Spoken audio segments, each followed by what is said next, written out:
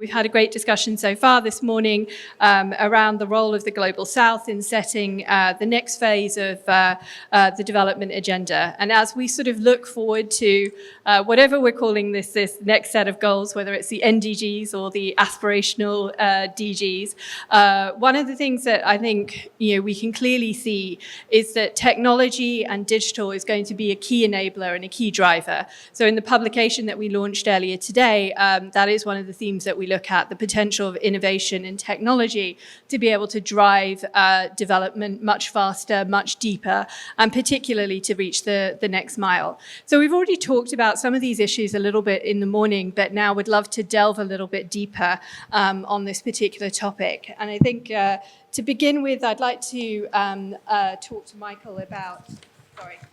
To begin with, I'd like to talk to Michael a little bit more about financial inclusion. So we've been talking about digital financial inclusion this morning.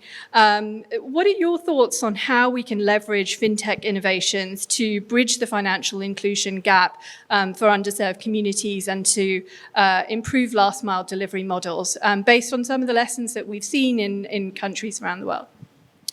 Thank you, and thank you for the invitation to join this great event. We've really seen tremendous growth in financial inclusion. It's one of the few SDG indicators that is on track. At least 2 billion adults have been brought into formal financial inclusion since 2011 when the Global Findex was first launched. So we are making great progress, and it's purely technology. It's all about giving people access to financial services through their mobile phone. And India has really shown the way in leveraging digital public infrastructure as a key enabler of that. The previous panel, Gargi talked about Aadhaar and then the open source system MOSIP. Prior to Aadhaar in India, it cost roughly $16 to onboard a customer to a formal financial account. And that just wasn't feasible then to onboard people at the very bottom of the pyramid. Aadhaar has brought that down to under 5 cents. You can do it, it used to take a couple weeks with all the paperwork that needed to be filed. Now it can be done in minutes from a mobile phone. The other piece of infrastructure that's been really critical is instant payment systems that enables anyone with any type of account to transfer money to anyone else instantly. In India, it's the UPI system. But these instant payment systems are now really exploding across the world. We've seen more recently in Brazil with the advent of Pix, how that has really driven financial inclusion and the use of these financial services. And so those are just a couple of the examples of how technology is really accelerating financial inclusion. And what do you think it'll take to be able to replicate some of those successes in other countries? I mean, the good news is it's no longer an issue of advocacy, right? The demand is there. I think with the COVID pandemic, it's really striking if you look at there's sort of a country level digital divide. Countries that had high levels of financial inclusion and ID systems were able to get money out to their citizens within 2 months of the start of the real onset of the pandemic. And those that didn't had tremendous delays. There's World Bank data, and the difference is really striking. And so I think coming out of the pandemic, those countries that weren't already convinced that digital financial inclusion and digital public infrastructure had real value didn't need to be convinced anymore. And so there's huge demand. We think there's an opportunity to have an instant payment system in every country in Africa by 2030. So of the 55 countries in Africa, all but 6 either have an instant payment system, roughly half of them, or are actively pursuing an instant payment system. So we need to come together and provide the financing and the technical assistance to accelerate that. Open source software is an important enabler for that. It brings down the costs. It gives sovereignty and control over these systems to the local governments. It builds local skills. And so, again, the previous panelists talked about MOSIP, which is the modular open source identity platform that was developed at IIITB in India. That's being used in more than 20 countries around the world. NPCI is offering the UPI code on a not truly open source, but for free to governments that want to implement it. There are other open source solutions. So I think those are some of the ways that we can meet this demand that countries have to implement these systems. One of the other areas where particularly the Gates Foundation has been doing a lot of work is on healthcare. Where do you see the potential going forward for us to be able to leverage technology to be able to improve healthcare at a grassroots level?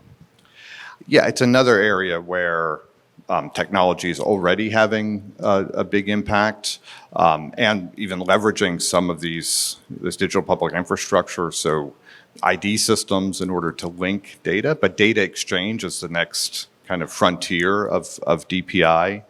And clearly AI, will have lots of applications, but in the areas of diagnostics and provision of care in areas that are difficult to reach is certainly an area of high potential. Thank you.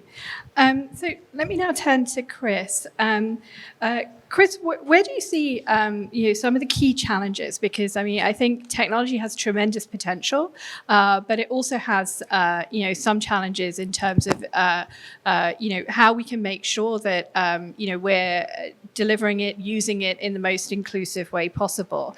And we'd love to hear your thoughts on where you see some of the challenges and opportunities around how we can tackle issues such as data privacy, cybersecurity, to make sure that those type of issues are addressed in any of these settings. Whether we're looking at digital financial inclusion, whether we're looking at healthcare, whether we're looking at education, data privacy, cybersecurity is so important. And I think now we're seeing increasingly the different ways in which it can be challenging, and particularly for marginalized communities, how they can build the skills and knowledge to be able to use technology safely. Great. Thanks, Vanita, that's a lot of questions. We'll try to tackle most of them. But thank you, and thank you to Reliance Foundation. We're so thrilled to continue to partner with you, to you and to RFN, the government of India, for hosting this today and inviting us to this. And I suppose the way I will answer those questions is to start with the overall area of focus for this year's SDG Digital Day last Saturday. And for those of us who've been moving around town quite a bit, I think we've been hearing the refrain all week about inclusivity for all. And the reason I start with that is actually building off of the previous panel. I was delighted to hear conversations around development frameworks and paradigms, and even hearing that Bretton Woods invoked at some point along the way, because we are building onto 80 years of international development as a discipline. And across those 80 years, never before have we been in a position where we are today. And I say that referencing what USAID Administrator Samantha Power acknowledged in a speech she gave in late July when she was launching our new 10-year digital policy, where she simply said, development is digital. And if you buy into that, and if you think about what does that mean to ensure that development is therefore as inclusive as it can be for everyone, then for us, the digital piece is fundamental. And there are challenges and there are incredible opportunities, but it's how you begin that journey and how you reference that. If development is digital, that means the whole world is moving online, right? Services, transactions, communication, information. It means that the entire workforce is moving online. So there are workforce needs. There's digital literacy needs, all the way from someone coming online for the very first time, all the way up to advanced coders. It also means that those underserved communities who are starting to navigate a digital world need to figure out how to do so safely and effectively. And it also means for the experiences that we still have today that aren't online, that are still offline, those conversations and experiences are often being fueled by information, products, services that do have a digital component, particularly in a Gen AI world. And so inclusivity for all means that we are ensuring that we are bringing everyone online. If you go from an analog world to a digital world that is happening at a much faster pace, and we knew we already had incredible digital divides, particularly at the dawn of the mobile revolution just 10 plus years ago, then you have the potentiality for those divides to be even further exacerbated in a fastly paced digital world. And for me, that does mean that as donors and as parts of the development community look at how we deploy digital technologies, we have to have an intentional focus on ensuring that underserved, marginalized communities, everyone everywhere, can embrace the digital age to meet their livelihood needs. So it's just a fundamental starting point. And if you bring in newer elements of cybersecurity and cyber harms or data protection and data privacy, we have to respond and learn from the early days of the mobile era and acknowledge that cybersecurity, data privacy, and protection can't be an afterthought.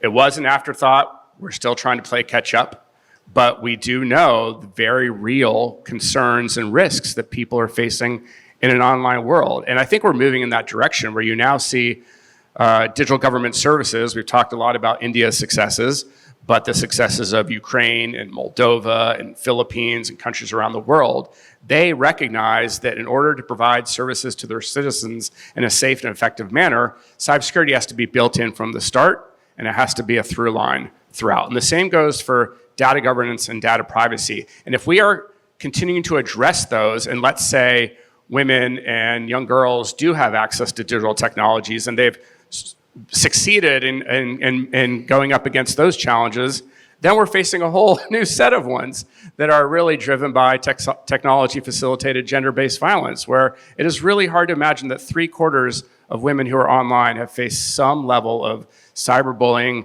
cyber harassment, hate speech, body shaming, general harassment. This is not how we set up everyone for maximum success. We have to acknowledge where it's happening, and we have to put that intent then again into our program through collective action, which we'll talk about in a few minutes, to ensure that we are allowing the opportunity for everyone to succeed in a digital age. Thank you, Chris. And so I think pushing more on the theme of collective action and collaboration, as you said, I mean, I think as donors and philanthropic organizations, there's a lot that we can contribute. But, I think also we need to look at how we can, collaborate together as part of the wider ecosystem. So how do we look at, the potential of private organizations, philanthropic organizations, civil society organizations to collaborate together to ensure that we have more inclusive digital policies. And I think I'm very happy to be here on a panel today with a range of different organizations where we're all kind of collaborating together or partnering together in different ways. But we'd love to hear more on your thoughts on the potential for how different organizations can work together on this agenda. Sure. Well, I'll be brief here because you have a wonderful embodiment of just that to my left with Claire here and GSMA. Our work with GSMA goes back to 2010 when the first mobile phone gender gap was discovered. And I've built a number of public-private partnerships over the years, but what I learned in that experience is the faster that public sector and private sector, civil society, academia, whoever is coming together in a partnership can determine what the actual challenge is that we all want to address, something that's very tangible and measurable, then we can bring together, I think, a more powerful cohort. And so I'll give a case of how that doesn't work very well. If someone were to approach us to say, let's improve girls' education. I'm just making it up. we could spend a year plus trying to figure out actually what that means and where to work and how to approach it. But in this case, we are still actively, with greater commitment, focusing on closing the gender digital divide. Very tangible, but also very nuanced. And we've learned over almost 14 years of doing this, what has worked well, what hasn't, what has shifted as digital technologies have evolved, and what we need to do to move it a step further. And in doing so, I think we've recognized that there have been an incredible number of individual efforts to close the gender digital divide as part of our broader inclusion focus. And in some cases, there have been some incredible partnerships to do so, but in part because of the pandemic, where a number of digital divides broadly were exacerbated, we needed to really take stock, pull a bigger group in together, and double down on our efforts. And that's really what you get in the Women in the Digital Economy Fund. I'm not going to get into our wonderful collaboration, but I will say that the intent behind that was to take the best of all of the individual pieces, pull them together under one platform. Great to have consortium members here in the audience too, making that work, and moving forward in a collective moment in time where we can touch upon every fabric of life. The fact that the G20, when India held the presidency last year, had in their leaders' communique the goal of having the digital divide by 2030 is outstanding. And it gives us a launch pad on which to further build. Thanks, Chris. And I think that segues and introduces Claire very well. Claire, thank you for joining us as well. And as Chris said, GSMA has been doing amazing work in terms of addressing the gender digital divide. So perhaps if you could tell us a little bit more about where you have seen, the key challenges in terms of how the gender digital divide is, holding back women's progress in different countries around the world, because you work, internationally. And where you've seen some of the positive signs in terms of how things are improving and the potential impact that can have. Thanks for having me, and thanks also for facilitating this conversation. We heard from UN Women in the first panel about how if you invest in women, you're really, you're getting, more than double your buck for your investment. Really, if you invest in women, it's not just benefiting women, it's benefiting their families, it's benefiting economies. All the data shows us. And the same is true in the digital space, that we need to make sure women aren't being left behind. And the reality is, if women are digitally included, they have access to health information, health services that they wouldn't normally have access to outside of the digital space, education, employment opportunities, and do these in a way that fits in their lives, so they don't always have to, for example, leave home and go to unsafe environments to transfer money or get financial inclusion. So these are, very, very tangible benefits, and we see this in our work when we talk to the women who are being digitally and financially included through mobile, the massive impact it has on their lives, and how they're taking that impact and how it's benefiting their families. And it's a real game changer for many of them. And I think the problem is, and I think it's been highlighted, is that there is a digital gender gap. And that means that some of these existing inequalities in some of these spaces is being exacerbated. So, and we need to address it. Now, we've been measuring it since initial funding with the US government for many years. And we saw, it's been great progress. The digital gender divide is substantial, but it was significantly reducing. And during COVID, it also reduced even more. That initial phase during lockdown, when women really needed to go online to educate their families, it was a real strong case there. But after the lockdowns ended and the sort of economic crises hit, women were being disproportionately impacted, and actually the gender gap stalled and in some countries widened. Now we're starting to see that it's going back in a positive trend, which is good, but I think it just shows how fragile progress is, and if we don't invest, there is a real risk that we're not going to see the progress we need. We're not going to get that benefit. And in terms of, you asked, what are the, what are we seeing in terms of the causes of it and approaches to addressing it.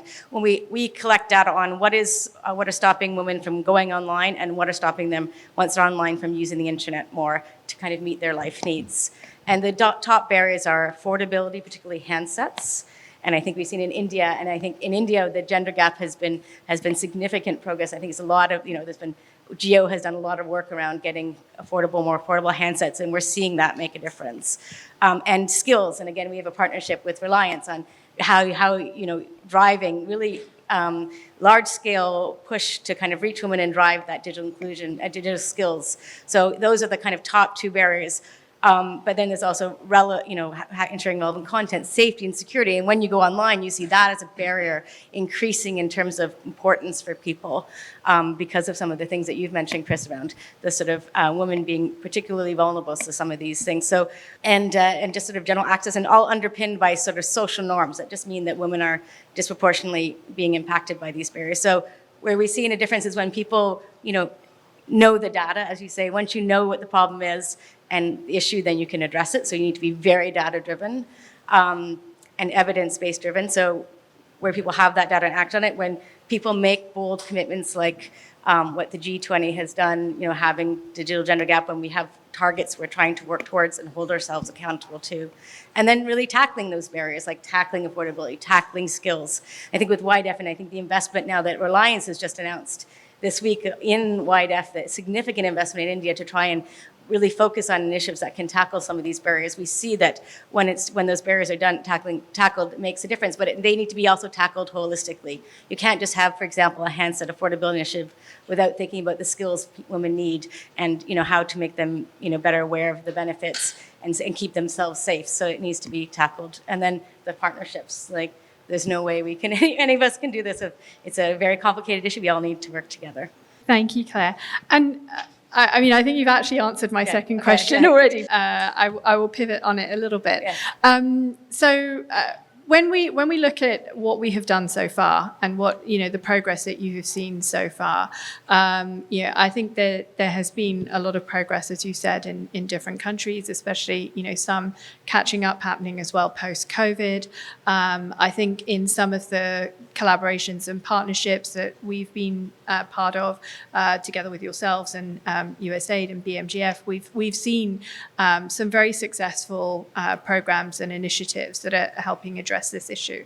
But what more do you think needs to be done to be able to take this progress to an even bigger scale?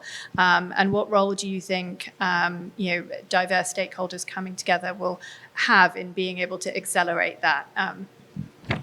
Yeah, so I think what we need is a greater focus on this issue, as I mentioned, without explicit focus on on who is not included. It is women, persons with disability, people in rural areas. Without explicit focus, we're not going to reach. So I think having that explicit focus, and I think in times of crisis or when times are difficult, sometimes people forget to kind of have that big focus. So I think having that focus, having that investment, I think it was said in the earlier panel, how do we, having that investment and, being, and working together and being as a data-driven, knowing the data, knowing the progress, being evidence-based, but really having that focus, understanding what's happening, and then really addressing those issues and not sort of, women is not kind of adding it as an afterthought. Really, it needs to be front and center, having those targets and that focus. Thank you, Claire.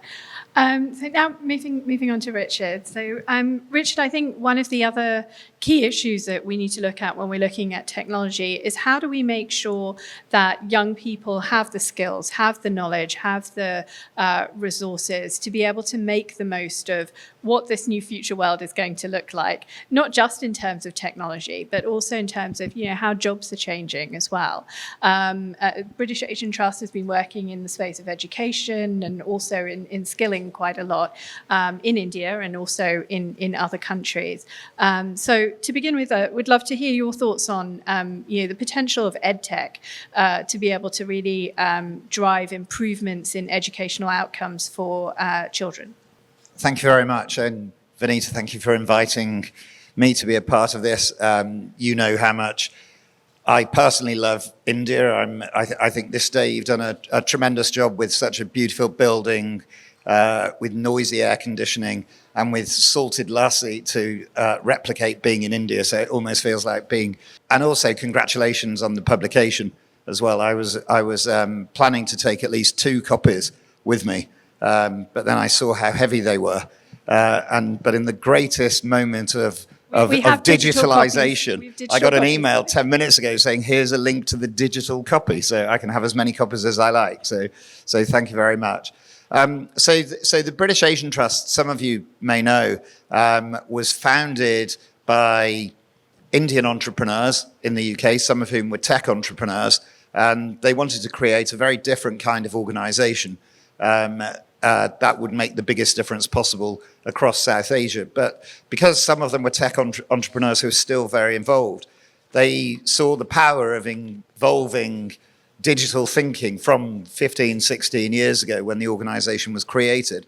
And so looking at the power, especially in India, which I think in many ways is miles ahead of most countries in embracing tech and digital. So to build that into the way that we were running our programs in education, in livelihoods, as you've mentioned. So as an organization, that thinking has been there about how do you reach more people? How do you deal with the issues that we've talked about inclusion and so on, in that sort of mindset of the organization.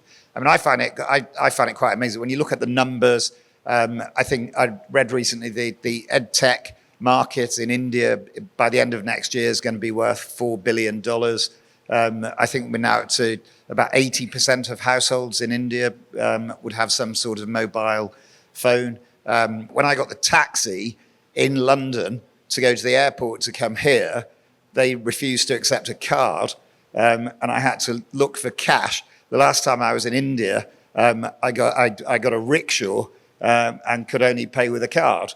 And I just want to emphasize, I got a rickshaw because we have a partnership with Reliance, but we would only ever use our money very effectively and very cheaply, hence me using the rickshaw. So we've got a partnership. As you know, we work together in our education program. I think there are huge possibilities with technology, with ed tech, in reaching more and more people and making learning more accessible. Hundreds of millions of students, of young people. But the biggest challenge is reaching all young people. There are still huge barriers to low-income families in accessing a lot of that technology. So even though they might have mobile phones, a lot of the ed tech solutions at the moment tend to be in English. And so it makes them inaccessible. And so we've set up a large initiative called LiftEd, which over the next 4 years is going to reach 4 million kids in India.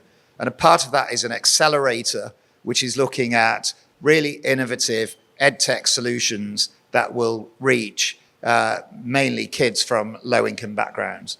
And so I think initiatives like that, where we're going to be working with 8 partners. There's already really creative solutions coming out. Some of you will know Sesame Workshop, the organization, and they've been developing education apps in local languages so that they're more accessible for people from lower income communities who don't necessarily have English. And so we're really excited about the potential of this over the next couple of years to really look at how you use the power of technology, which is reaching so many people, but to reach the people that are part of it at the moment as well. I just want to deviate from the question. One other thing, I hope this isn't answering your next question, but we have a large program, and this has come up already, but we have a large program in India that's about child protection. And there are huge issues there about online child sexual abuse. And we're working with some great partners in India, and including the government of India, about dealing with this, about raising awareness, we're about to roll out a training in partnership with the government of India to about 4 million Indian civil servants addressing all of these issues. So whilst there is huge potential in education skills and so on, there's also areas where there are huge concerns that we have to really be careful of as well. Thanks, Richard. So I think my final question before I'll open it up to the audience for a few questions is to probe a little bit more on skilling, because education is the first part, but then how do we also make sure that young people are equipped with the skills that they need for employment opportunities going forward? And again, I know this is another area that you've been doing work on. So if you could perhaps share some thoughts with us in terms of, the potential for technology in driving skilling and some of the lessons you've seen from India and other countries.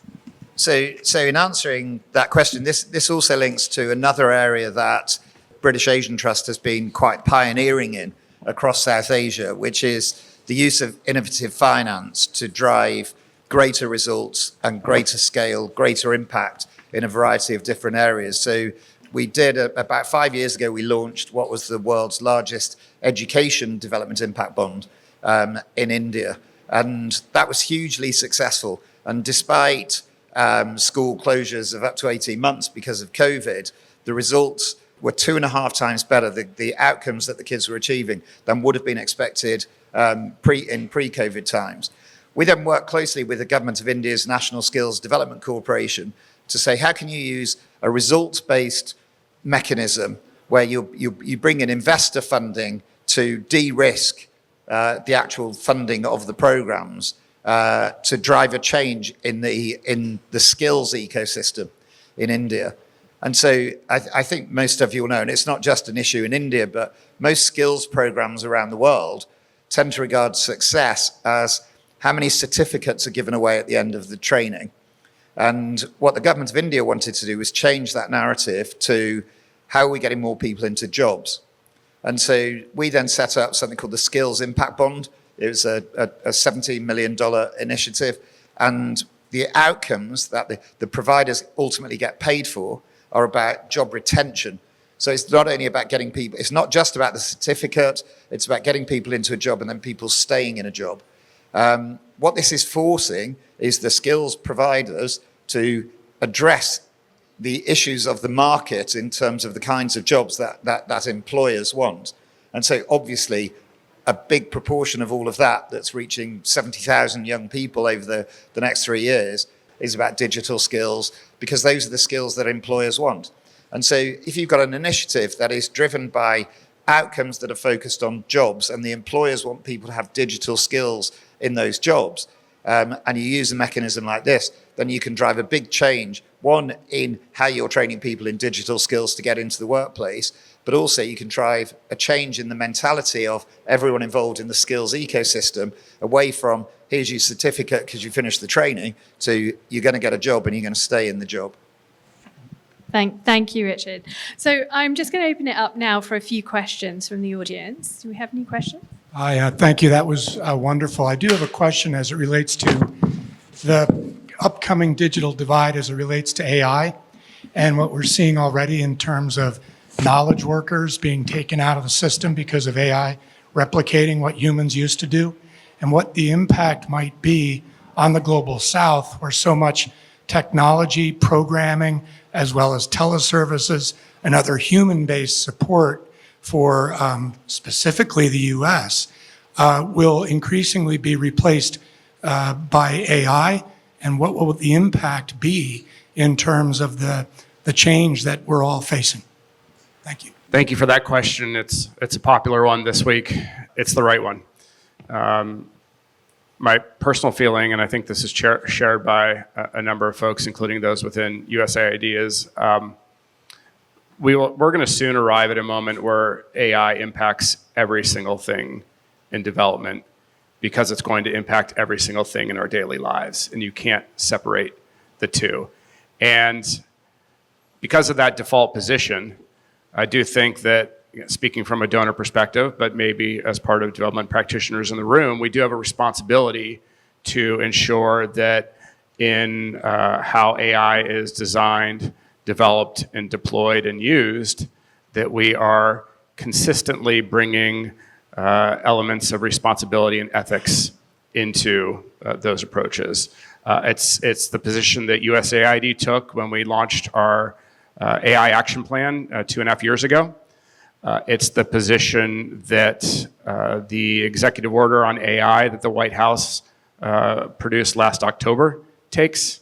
It's recognizing that there are fundamental opportunities, but we know very real risks. And therefore, if we aren't actively understanding and mitigating those risks while driving forward the opportunities, it's not one and then the other, it's in a continuum, that we are not going to get this right. And the responsibility and the ethics piece are two big components of that, not just beyond the data labelers in the world, but everyone who is trying to figure out how to navigate the new AI world.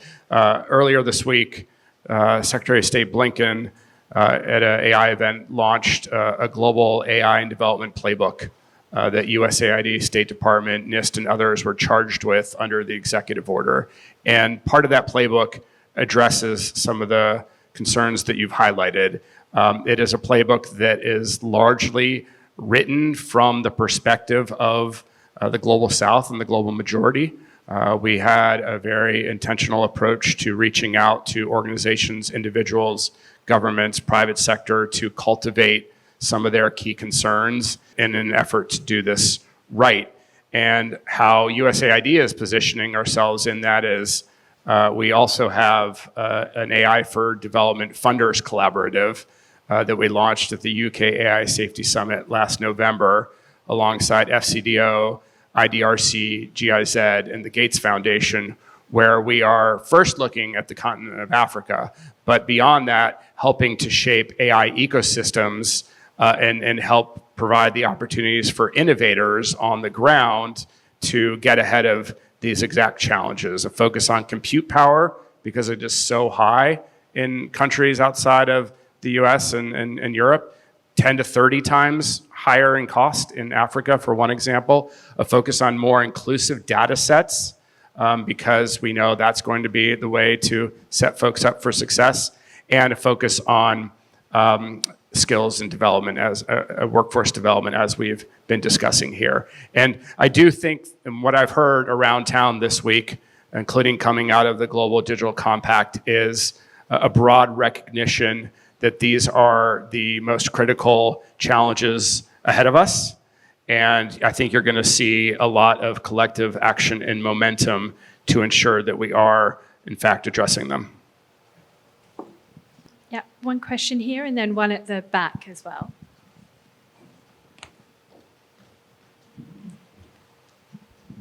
Hi, first of all, great panel, thank you. So Chris, building on what you just said, that AI touches everything, I would like to bring in two other facets, semiconductor and medtech.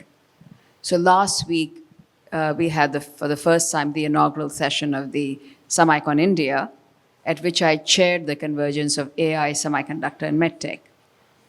And obviously, there are outcomes from that looking at skilling and hopefully more of women, keeping in mind where digital skilling, edtech comes in.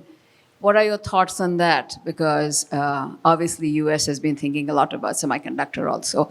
By way of introduction, I'm a venture capitalist from Silicon Valley, and I invest in this convergence. I'm Nandini Tandon. Thanks. Wonderful. I'll provide a brief answer so that others can jump in. And I profess next to no knowledge in medtech, so I won't touch upon that. But I will highlight two efforts that AID is doing that I think covers part of this and also builds off of the previous question, my response. One is a partnership we have with the Mozilla Foundation on the Responsible Computing Challenge. This is something that Mozilla had created and launched in the US, and AID alongside of them have taken them now to India, to Kenya, and later this year, South Africa and Ghana. And at its essence is this, again, recognition that we have to build ethics and responsibility into computer science, into hard sciences, so that the next generation of algorithmic developers don't come into their jobs with the biases that we know already exist, particularly in early Gen AI tools. And so by building ethics and social science into computer science, it actually rounds out their perspectives. Another area is around open radio access networks, ORAN, which of course India has invested a lot in, as have other parts of Southeast Asia.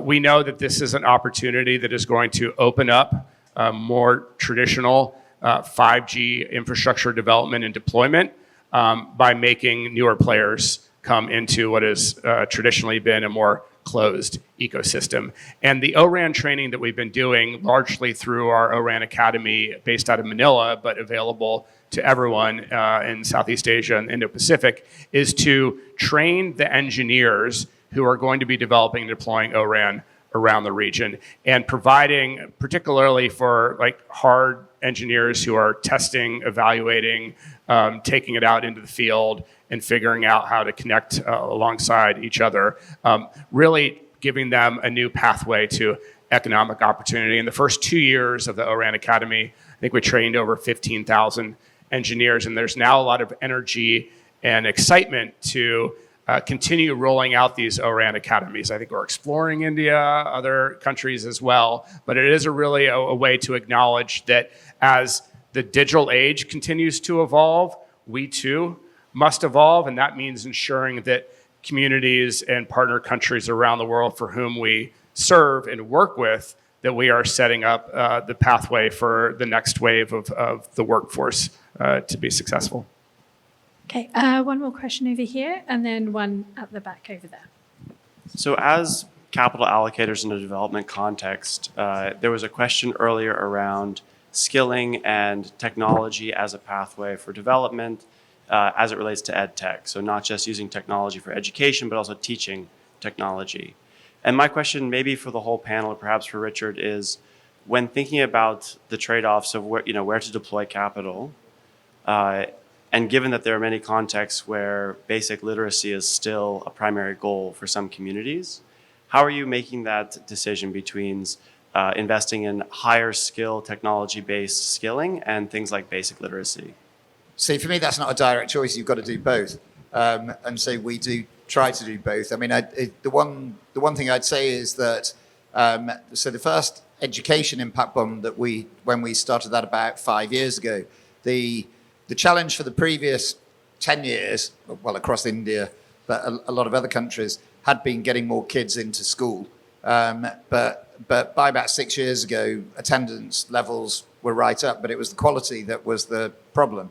And so our education impact bond focused on quality. It focused on increased attainment levels in numeracy and literacy, so that it was looking at quality issues rather than attendance issues. The sort of learnings from that then led to the skill impact bond that we're doing. And at the same time, we're doing an education program to get working with Reliance that's all about FLN, foundation literacy and foundation learning and numeracy. And it's not a direct choice between those. You've got to address all of those. And one question here at the back. Thank you. It actually builds upon the previous question. It's about the role of innovative finance and how do we mainstream that. The great work that's happened through these impact bonds that BAT and others have pioneered.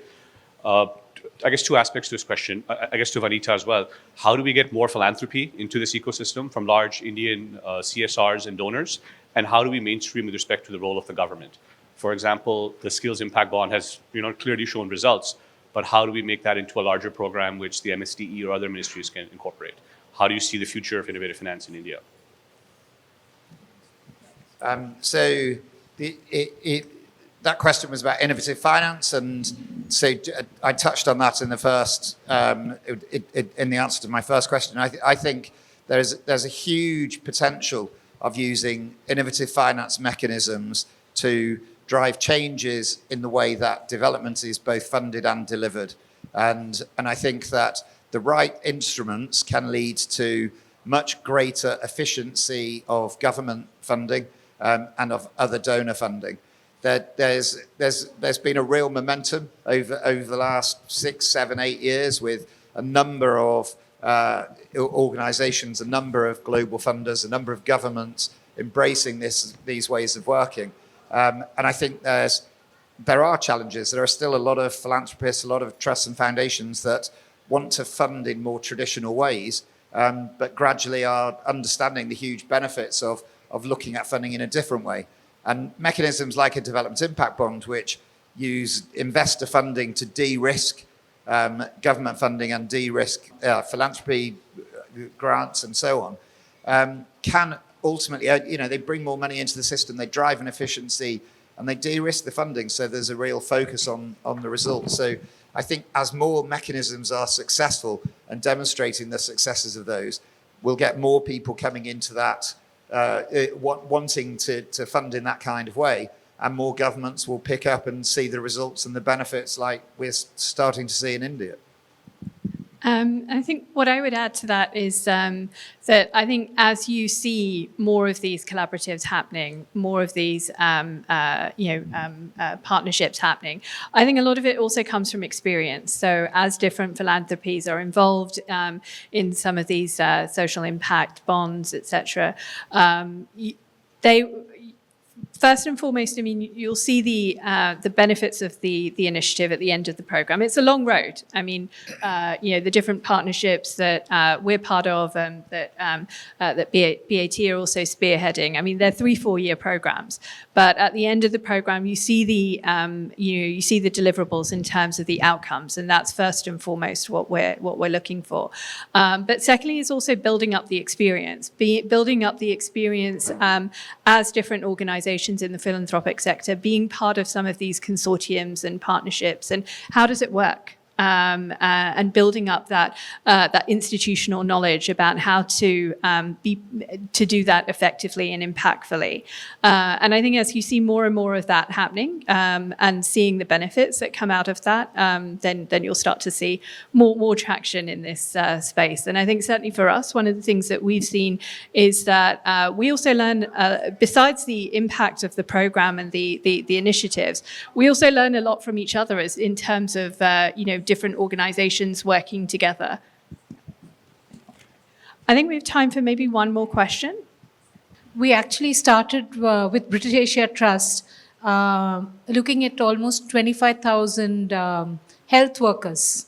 How could we upskill them in a digital modality during the COVID time? It was an NSDC partnership. And that was a huge learning. I think there is a device problem. So one is the technology of learning, the technology of doing, but the other I think we need to sort out is the hard devices which are required. So I think innovative financing is also required for skill building as well as education on how are we going to make it like a pen. Devices, I feel mobile devices are not the way. You can't learn on mobile devices. So you need screens which are larger. And I think there is a lot of innovation which is required there, and it's not a question, but just a comment that there is a huge requirement, and that was our learning over the years where we're working with both digital as well as physical spaces. Thank you. Claire, is there anything you might want to say to that point? Yeah, I mean, I agree. I think devices, I mean, this is what our research is showing, is that device costs are the big issue. And we're seeing a lot of innovation around device financing initiatives, because the reality is these devices are not, even if you just look at mobile, and the basic phones, like sort of smart, get basic internet-enabled phones, they're unaffordable for a huge portion of the population. So then when you get to bigger devices, that is even bigger issue. So it is absolutely an issue. And I think the reality is that these costs aren't going to reduce to the point that many of the people that we're trying to reach can afford them. So we need to think, and we're seeing a lot around innovation around some of these device financing, especially in the mobile sector. I can speak specifically because of things like device locking or handset locking, which allows a bit more kind of de-risking of some of that device financing, and also things like using mobile data as credit sort of scoring and for people who don't have access to assets to have credit facilities to be able to get some of this financing mechanisms. But it's an area that's very much of concern. I think an area where we're seeing a lot more kind of push and innovation and a huge recognition that devices, we need to get more, to address this issue of device financing. Thank you, Claire. So I'd just like to thank all of our panelists for joining us for this discussion today. I think we've only just touched the surface, but thank you so much for a really scintillating discussion.